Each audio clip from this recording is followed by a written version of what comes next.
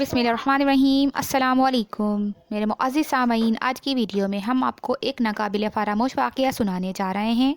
آپ سے گزارش ہے کہ اس ویڈیو کو پوری ضرور سنیں۔ اللہ کی اللہ ہی جانے۔ چلیں اس ویڈیو کا آغاز کرتے ہیں۔ آج سے تقریباً 55 سال پہلے کی بات ہے۔ ہم کوئٹہ میں رہائش پذیر تھے۔ میرے والد صاحب ایک بینک میں مینیجر تھے اور والدہ صاحبہ سیدھی سادی گھریلو خاتون تھیں۔ ہم 3 بہنیں اور 2 بھائی تھے۔ دونوں بھائی ملازمت کے سلسلے میں بیوی بچوں سمیت بیرون ملک مقیم تھے۔ 1 سال بعد 1 ماہ کی رخصت پر گھر آتے تو گھر میں رونق ہو جاتی، خوب ہلا گلا کرتے۔ ہماری سب سے بڑی بہن، جنہیں ہم آپی کہتے تھے، وہ شادی شدہ تھیں، جبکہ ایک بہن مجھ سے چھوٹی تھی۔ میں نے میٹرک بڑے اچھے نمبروں سے پاس کیا۔ چھوٹی بہن 7ویں جماعت میں تھی۔ ان دنوں کوئٹہ میں صرف ایک گرلز اور ایک بوائز کالج تھا۔ میٹرک کے بعد میں نے کالج میں داخلہ لیا تو آمد و رفت کے لیے والد صاحب نے رکشہ خرید کر ایک ڈرائیور بھی رکھ لیا، لہٰذا ہم دونوں بہنیں بغیر کسی دقت کے بآسانی اپنے رکشے پر کالج و اسکول جاتی۔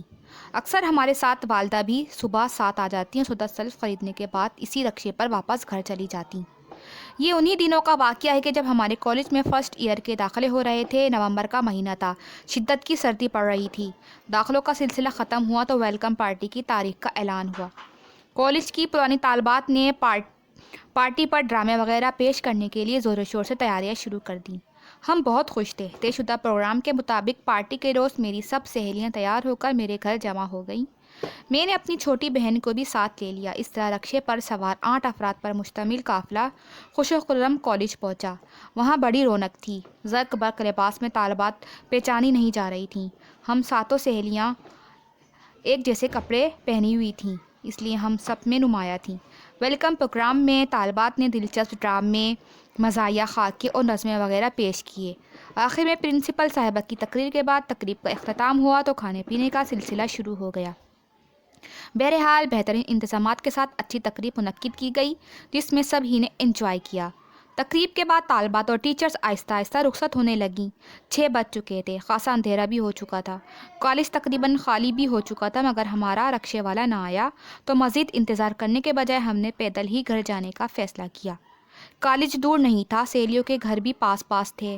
ہم سب نے عبائے پہن رکھے تھے۔ ابھی ہم کالج سے ہی نکلی تھی کہ چند اوباش قسم کے لڑکے ہمارے پیچھے پیچھے آتے ہوئے آوازیں کسنے لگے۔ ان کے بیہودہ جملوں پر ہمارا خون کھول رہا تھا، لیکن ہم ایک دوسرے کا ہاتھ پکڑے خاموشی سے چلتی رہیں۔ اس لمحے اچانک ایک آواز نے ہمیں چونکا دیا۔ ان اوباش لڑکوں میں سے ایک کہہ رہا تھا، یار ان کے ساتھ تو بڑا زبردست باڈی گارڈ ہے، بچ کے رہنا۔ ہم نے ڈرتے ڈرتے مڑ کے دیکھا تو ایک سیاہ رنگ کا موٹا تگڑا کتا ہمارے پیچھے آ رہا تھا۔ کتے کو دیکھ کر رہی صحیح جان بھی نکل گئی۔ میری ایک سہیلی نے آہستہ سے میرے کان میں کہا، ڈرنے کے بجائے یہ ظاہر کرو کہ یہ ہمارا ہی کتا ہے۔ بات بالکل ٹھیک تھی، لہٰذا خوف زدہ ہونے کے باوجود ہم بڑے اعتماد سے چلتی رہیں۔ ایک سہیلی کا گھر آیا تو وہ اللہ حافظ کہہ کر اپنی گلی میں مڑ گئی۔ پھر اسی طرح ایک ایک کر کے سب ہی اپنے اپنے گھروں کو چلی گئیں۔ اب صرف ہم دونوں بہنیں رہ گئی تھیں۔ ڈرتے ڈرتے مڑ کر دیکھا تو کتا بدستور تھوڑے فاصلے سے ہم دونوں کے پیچھے پیچھے آ رہا تھا۔ ہماری گلی آئی تو ہم دونوں تقریباً بھاگتی ہوئی گھر کے دروازے تک پہنچی۔ اللہ کا شکر ہے کہ اتفاق سے دروازہ کھلا ہوا تھا، ورنہ ہمیشہ بند ہی رہتا تھا۔ ہم دونوں تیزی سے گھر میں داخل ہو گئیں۔ حواس کچھ بحال ہوئے تو تھوڑا سا دروازہ کھول کر باہر جھانکا۔ گلی میں کتے کا نام و نشان تک نہ تھا۔ میں حیرت میں ڈوبی ہوئی کمرے تک آئی۔ میری والدہ نماز پڑھ کر دعا مانگ رہی تھیں۔ ہمیں دیکھ کر کہنے لگیں کہ تم لوگوں کو آنے میں بہت دیر ہو گئی۔ میں اللہ سے دعا مانگ رہی تھی کہ تم لوگ خیریت سے آ جاؤ۔ پھر ہمیں حیران و پریشان، حواس باختہ سا دیکھ کر پوچھا کہ کیا بات ہے، تم لوگ اتنا پریشان کیوں ہو؟ تو چھوٹی بہن نے ایک ہی سانس میں پورا واقعہ بیان کیا۔ امی نے یہ سنتے ہی ہم دونوں کو اپنے سینے سے لگایا اور بڑے پیار سے اپنا مخصوص جملہ دہرایا، جو وہ اکثر ایسے موقعوں پر کہتی تھیں کہ بیٹا، بس اللہ کی اللہ ہی جانے۔